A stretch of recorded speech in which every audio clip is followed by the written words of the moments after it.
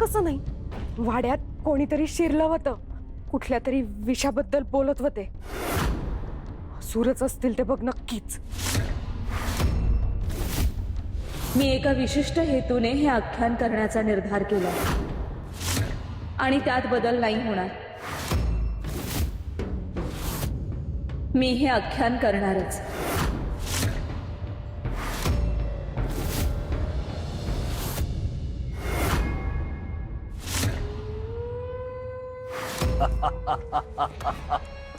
दैत्यगुरु शुक्राचार्य, आपलीच प्रतीक्षा होती. आपल्याकडून शुभवार्ता ऐकण्यासाठी आम्ही अत्यंत उत्सुक आहोत. आपल्या ठरलेल्या योजनेप्रमाणे सर्व काही घडताय ना? होय महिषासुरा, आत्ताच आम्ही तुळजाच्या प्रासादामधून आलेलो आहोत. तेथील सर्व गोष्टींवर आम्ही दृष्टिक्षेप टाकलेला आहे.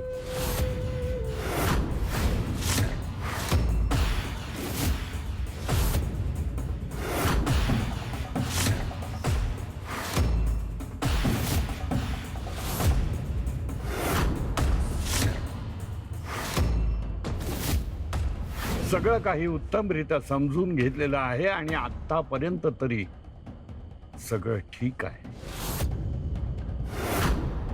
आणि तो नभाजी, त्याचं कार्य कसं सुरू आहे? त्याचं मायावी रूप योग्य रीतीने वठलंय ना? होय, तो त्याचं नाटक उत्तमरित्या वठवतो आहे आणि त्या रूपात त्याचा कोणालाही संशय येत नाही. तुळजाच्या जगदंबा रूपात तो भिंगार गावात राहिला आणि आता सुद्धा प्रल्हादच्या घरात राहिला, याचा त्याला निश्चितच लाभ झालेला आहे. नभाजीला दिलेलं कार्य तो आज पूर्ण करेल. ज्या क्षणी देवी आख्यानासाठी उभी राहील त्या क्षणी तिच्या तांब्यात जहाल मायावी विष मिसळलं असेल. ते ऋषींच्या ज्ञानाचा गैरवापर करून सिद्ध झालेलं आहे आणि ते प्राशन केल्यानंतर तुळजा स्वतःच तिच्या विवाहामध्ये अडथळा म्हणून उभी राहील. वा दैत्यगुरु, प्रदीर्घ काळानंतर अशी सुवार्ता कानावर येते ज्यासाठी आमचे कान आसुसलेले होते. आतापर्यंत आपण तुळजावर केलेला प्रत्येक प्रहार निष्फळ झाला, परंतु आता हा नवा डाव यशस्वी होईल असं वाटतंय. विजयाची चव आपल्याला चाखता येईल अशी चिन्ह दिसतायत.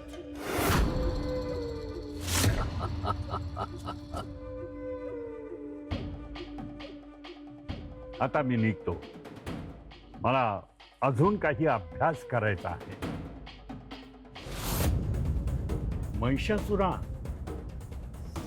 त्या वाड्यात असताना मला एक विलक्षण गोष्टीची जाणीव झालेली आहे. विलक्षण गोष्ट कोणती दैत्यगुरु? असुर कुळातील कुणाचं तरी अस्तित्व मला त्या वाड्यामध्ये जाणवलं आहे.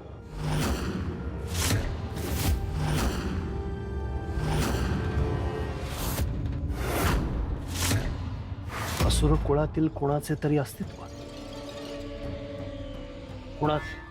मला हे निश्चितपणे सांगता येणार नाही, कारण मला अजून त्याचा अदमास आलेला नाही. मला तिथून फार घाईनं निघावं लागलं, कारण जगदंबेची आई गंगाई तिथं होती आणि ती आमच्याच दिशेनं येत होती, म्हणून मी तिथून घाईनं निघालो.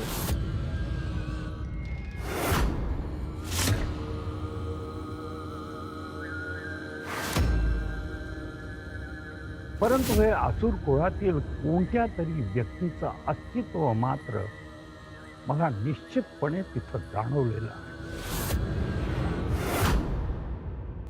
दैत्यगुरु, प्रत्यक्ष आपल्याला अशी जाणीव होते आहे, याचा अर्थ कोणीतरी प्रभावी असुर तिथे आहे हे निश्चित.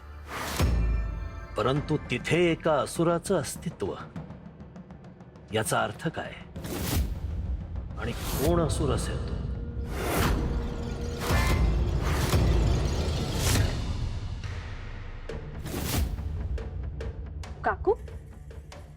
झालं? कुठे निघालात?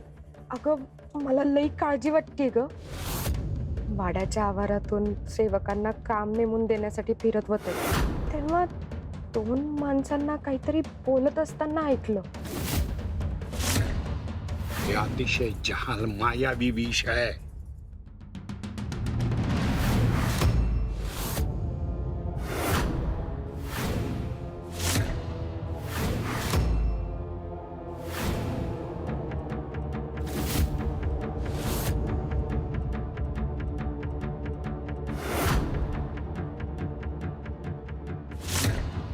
तुला कळत कसं नाही? वाड्यात कोणीतरी शिरलं होतं, कुठल्या तरी विषाबद्दल बोलत होते. अगं तुळजाला मी समजा सांगितलं, पण तिचा काही माझ्यावर विश्वासच नाही. मला माहितीये तुला बी पटणार नाही, पण वाड्यात बाहेरचं कोणीतरी आहे. काकू, आमचा तुमच्या बोलण्यावरती पूर्ण विश्वास आहे. खरं तर आम्हाला सुद्धा जाणीव झाली होती की या वाड्यामध्ये कोणीतरी आहे, पण ती व्यक्ती नेमकी कोण आहे आणि या वाड्यामध्ये येण्याचं त्या व्यक्तीचं काय प्रयोजन आहे ते मात्र आम्हाला ठाऊक नाही. मग चल आपण ना तुळजाला जाऊन सांगूयात. चंद, तुझं तरी म्हणणं ऐकेल ग ती. काकू, तुळजा देवी खूप धोरणी आहेत, धाडसी आहेत, नियमाच्या अगदी पक्क्या आहेत त्या. आणि या क्षणाला आपल्याकडे ठोस असं काहीच नाही. तेव्हा आपण जर का आत्ता काही सांगायला गेलो तर आपलं बोलणं त्या अजिबात ऐकून घेणार नाहीत. तेव्हा ती व्यक्ती नेमकी कोण आहे याकडे आपणच लक्ष ठेवायला हवं. काकू, आपण पद्माला सावध करू, कारण देवींच्या जास्त जवळ तीच आहे. वय चल. चला.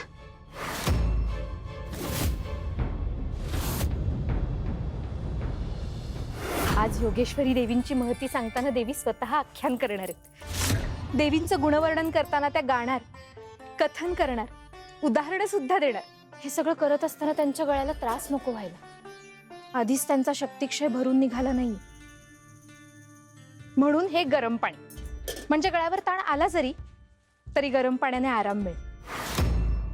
एक काम करते, लवंग आणि हळद सुद्धा टाकते, म्हणजे आणखी चांगला गुण.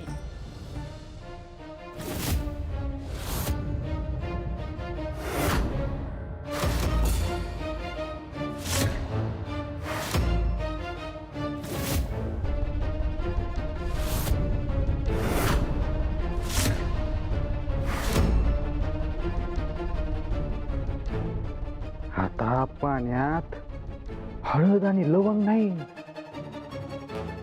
हे जाल विष मिसळणार. काय काय काय काय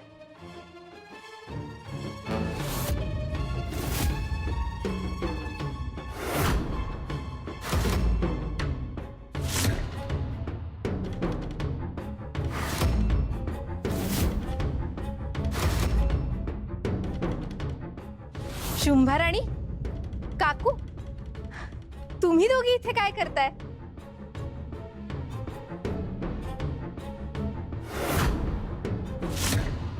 पद्मा, अगं जगदंबेला धोका आहे.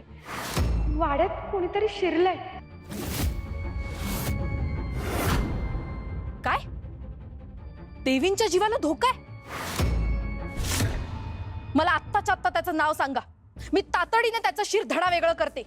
पद्मा, हे बघ, अशी घाई करून चालणार नाही. देवींना धोका असल्याचं जरी समजलं असलं तरी सुद्धा ती व्यक्ती नक्की कोण आहे याची आम्हालाही कल्पना नाही. तेव्हा आपल्याला सावध राहायला हवं, हे मात्र खरं. बरोबर आहे तुमचं.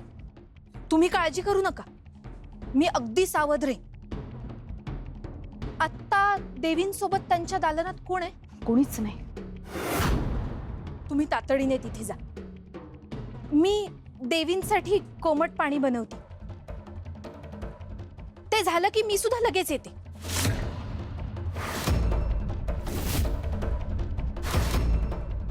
काय काय कसं फसवलं यासनी? आता घात होणार. तोही कुठल्या अडथळ्याविना. काय काय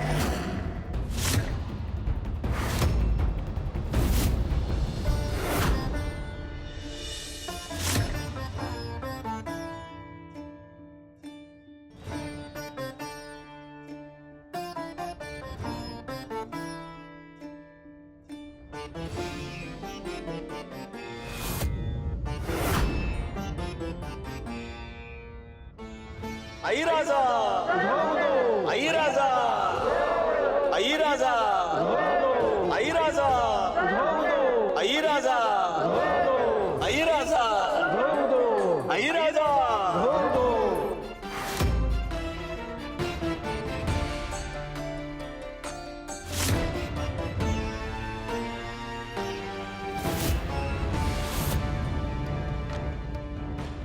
सर्वांना प्रणाम.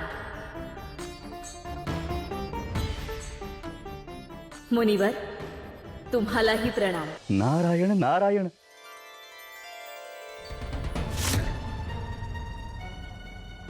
देवी, अहो तुम्ही साक्षात तुळजाभवानी आहात, जगज्जननी आहात, या विश्वाच्या पालनकर्ते आहात. तुमचं कार्य महान आहे देवी. वंदन तुम्ही नाही, वंदन आम्ही तुम्हाला करायचं. आमचा प्रणाम स्वीकार करावा देवी. नारायण नारायण, नारायण नारायण.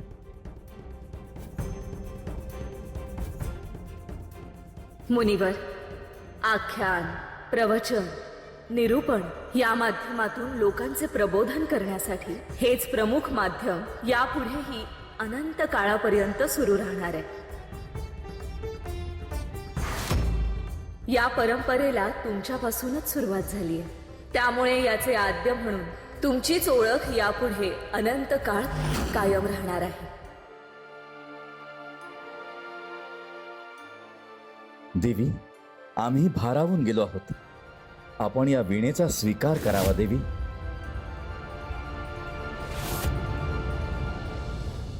नारायण.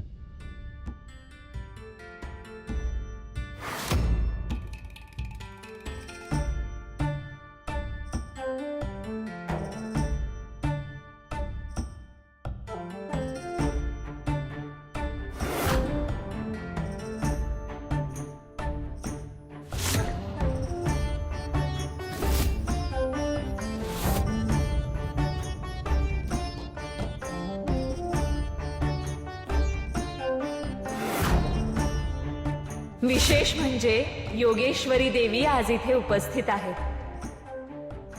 आम्ही त्यांना आसन ग्रहण करण्याची विनंती करतो.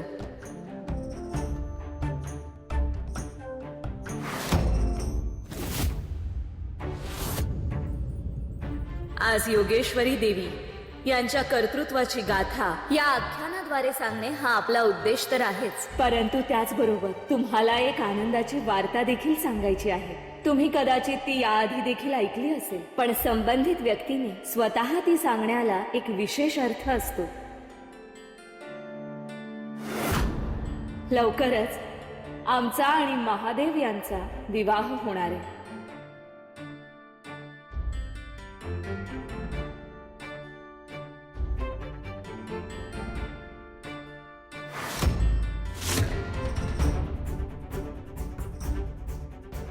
एका अलौकिक कार्यासाठी आम्ही हा निर्णय घेतलाय. आमच्या विवाहाच्या निमंत्रणाची पत्रिका तुम्हाला लवकरच मिळेल. तुम्ही सर्वांनीच उपस्थित राहायचं आहे. मात्र त्याआधीचा आजचा दिवस आपण विशेष प्रकारे साजरा करायचा आहे. योगेश्वरी देवीचं स्वागत करण्यासाठी आणि तिचं महात्म्य सांगण्यासाठी आम्ही हा आख्यानाचा घाट घातला आहे. जयंती नगरी आंबेजोगाईला राहणारी ही साक्षात आंबेचं रूप असलेली देवी आहे. हिची महती आज आम्ही तुम्हाला सांगतो. तुळजा, साक्षात तू आमची महती सांगणार आहेस, हे आमचे अहोभाग्य.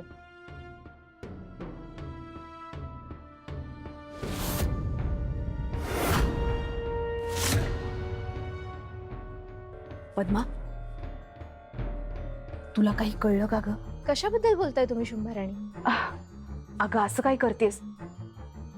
आताच नाही का दालनामध्ये आम्ही तुला सांगितलं. दालनामध्ये? हो, दालनामध्ये. तुला सांगितलं नाही का आपल्या वाड्यामध्ये कोणीतरी बाहेरचं शिरलं आहे म्हणून? शुंभराणी आहोत तुम्ही, मला दालनामध्ये भेटलाच नाही. काय? बरं मी आलेच हा. अगं पद्मा, हिला आम्ही भेटलोच नाही. ही असं का म्हणतीये? सगळ्यांनी स्थानापन्न व्हा. मुनिवर, तुम्ही देखील स्थानापन्न व्हा. नारायण. तर बरं का मंडळी, आजचं आख्यान आहे देवी योगेश्वरीचं, तिच्या कीर्तीचं, तिच्या कर्तृत्वाचं.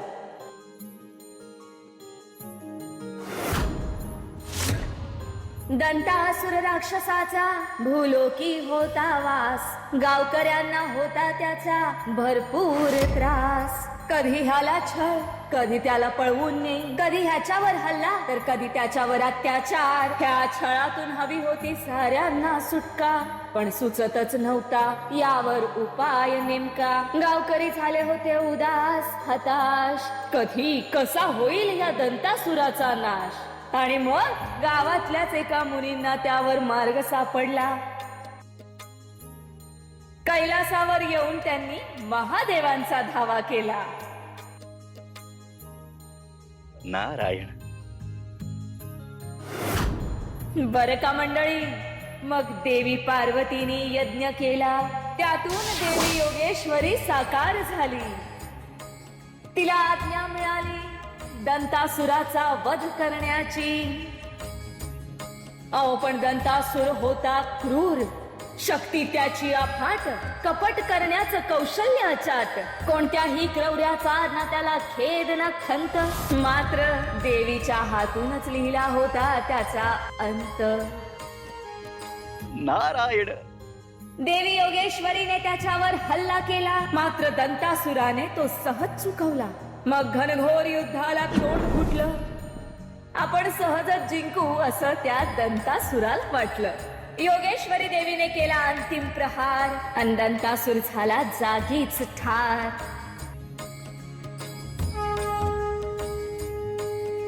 बोला योगेश्वरी देवीचा, योगेश्वरी देवीचा.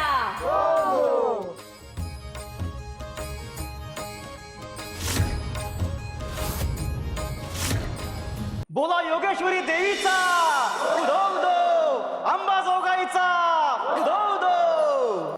आणि बरं का मंडळी, दंतसुराची कथा संपली, तरी आख्यान अजून संपलेले नाही.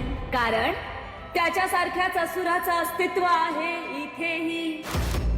करण्यासाठी त्याही असुराचा नाश देवी योगेश्वरीला निमंत्रण घडलंय खास.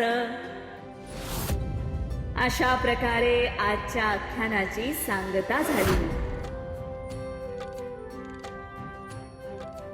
कथा चांगली होती. होय होय, खरंच खूप सुंदर. काकू, आम्ही आत्ताच पद्मासोबत बोलत होतो. वाड्यातील धोक्याबद्दल तिला आठवण पण करून दिली, पण तिच्या काहीच लक्षात नाहीये. ती असं म्हणते की आम्ही तिच्यासोबत हे काहीच बोललेलो नाही आहोत. असं कसं? अगं पद्माच होती की तिथं? हो ना. ती जर पद्मा नसल तर दुसरं कोण होतं तिथं?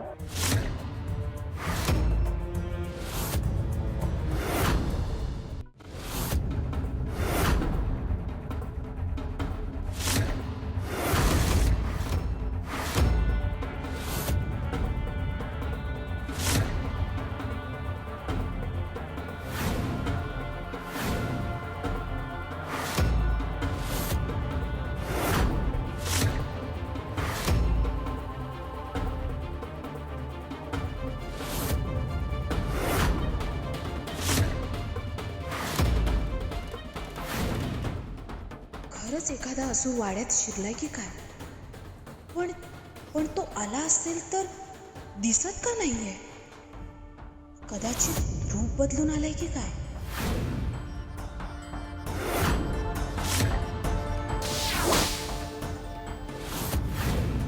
म्हणजे तो असूर नभाचे आहे, पण त्याचा उद्देश काय असेल?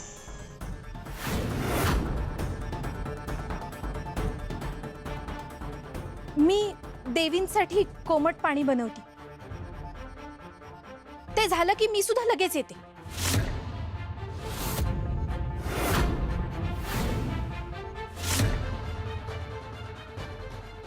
मुनिवर,